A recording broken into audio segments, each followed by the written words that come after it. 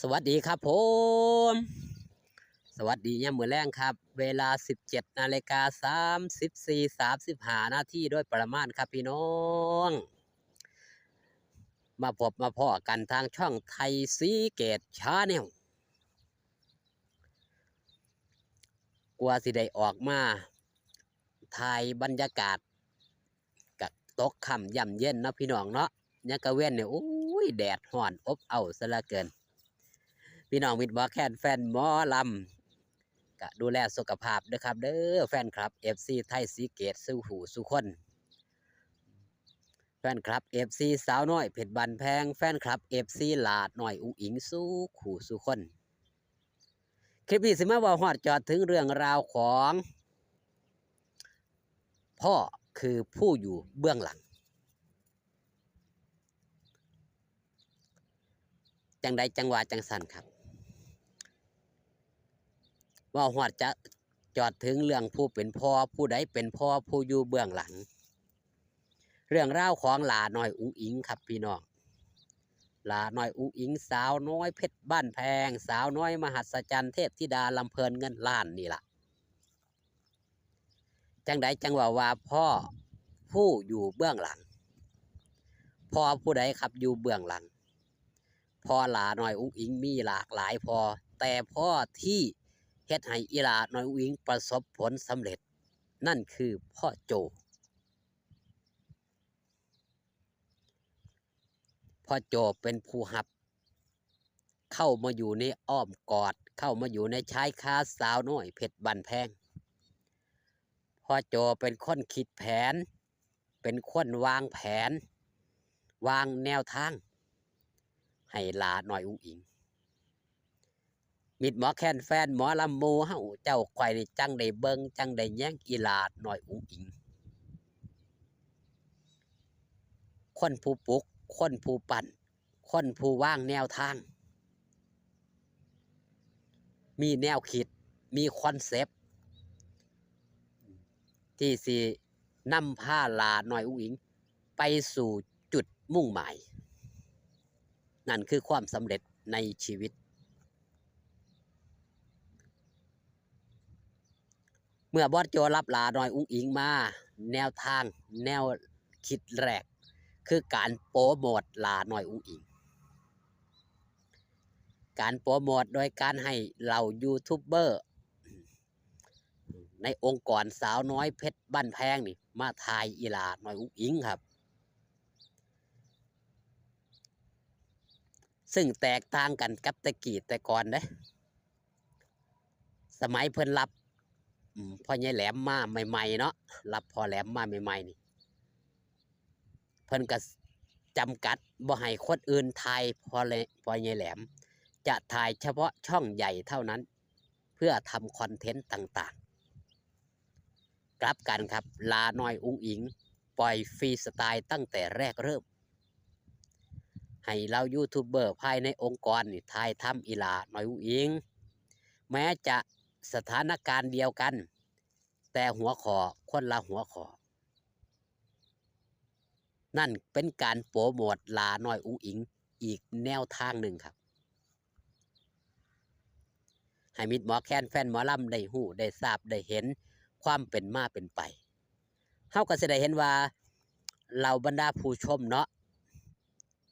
ช่วงแรกๆก็สิมีประเด็นช่องใดบ่ทายหลาน้อยอุ้งอิงกับบ่อยากเบิ่งจังสั่นจังสี่มีหลากหลายแนวทางครับมีหลากหลายความคิดในช่วงแรกๆเพราะตอนนั้นหลาน้อยอุ้งอิงกำลังมีกระแสกำลังเป็นที่นิยมกำลังเป็นที่สนใจของเราบรรดาแฟนคลับ FC ยูทูบเบอร์ที่ทายทำหลาน้อยอุ้งอิงคนเบิงกะหลายขึ้นแมนบ่ครับนั่นคือความจริงที่มันปรากฏช่องใดบ่ทายหลาน้อยอุ้งอิงคนเบิงกับบ่หลวงบ่หลายนั่นคือสิ่งที่มันเกิดขึ้น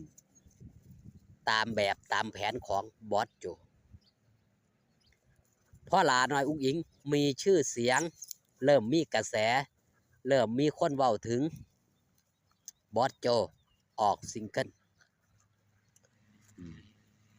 ออกซิงเกิลแบบเร็วด่วนแรกเริ่มที่ก็เอาไปอันไหนครับคอฟเวอร์ลาน้อยอุ๋งอิงเป็นศิลปินที่คอฟเวอร์เพลงเร็วที่สุดในค่ายลำเพลินอินดี้เรคคอร์ด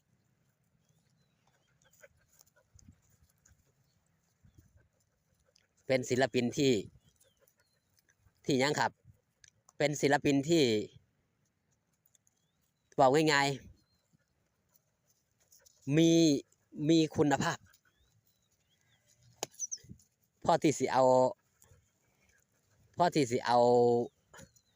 วางถ้าเป็นสินค้าก็วางจำหน่ายได้เลยเป็นผลิตภัณฑ์ที่สังคมหรือว่าการตลาดต้องการนั่นคือความเป็นลาน้อยอุ๋งอิงครับบอสโจจังได้วางแนวทางมาแนวนั้นอีกอย่างหนึ่งครับลาน้อยอุ๋งอิงก็เป็นเด็กที่ยังครับมีเสน่ห์อยู่ในตนในตัวว่าง่ายๆเด็กมีของตราบตั้งแต่มือแรกจนถึงปัจจุบันครับลาน้อยอุ๋งอิงจะได้ติดสอยห้อยตามบอสโจไปตามงานต่างๆที่มีผู้หลักผู้ใหญ่นั่นคือการวางแนวทางของผู้เป็นพ่อครับพาลาน้อยอุ๋งอิงไปพบปะกับผู้หลักผู้ใหญ่ให้เป็นที่หูจักให้เป็นที่คุ้นเคยคุ้นหน้าคุ้นตานั่นคืออนาคตของลาน้อยอุ๋งอิงที่บอสโจวางแนวทางไว้ให้เมื่อบอสโจบ่ได้อยู่เคียงข้างลาน้อยว่าง่ายๆคือเดินทางคนละเส้นจังไรจะว่าคนละเส้นลาน้อยอุ๋งอิงเพื่อมีเป็นแขกรับเชิญเดียวจังสิบอสโจกับเป็นแขกรับเชิญอีกรายการหนึ่งคือไปคนละรายการไปคนละทางจังสินะครับว่าได้ว่าแยกย้ายแตกสนาโมคือต่างคนต่างมีภาระหน้าที่ลาน้อยอุ๋งอิงก็จะได้ร่วมเข้ากับสังคมที่บอสโจเพิ่นวางแนวทางไว้ให้เป็นที่หูจักมักคุ้นกับผู้หลักผู้ใหญ่เห็นบ่ครับงานต่างๆบอสโจจะพาลาอุ๋งอิงไปงานที่สำคัญผู้หลักผู้ใหญ่เนาะโดยเฉพาะสื่อสารมวลชนต่างๆนี่ลาน้อยอุ๋งอิงเป็นที่จับตามองนั่นแหละครับคือพ่อผู้ให้พ่อผู้อยู่เบื้องหลังความสำเร็จของลาน้อยอุ๋งอิงฝากตอนเอาไว้แต่เพียงสำเนีครับพี่น้องพอกันคลิปหน้าสบายดีครับผม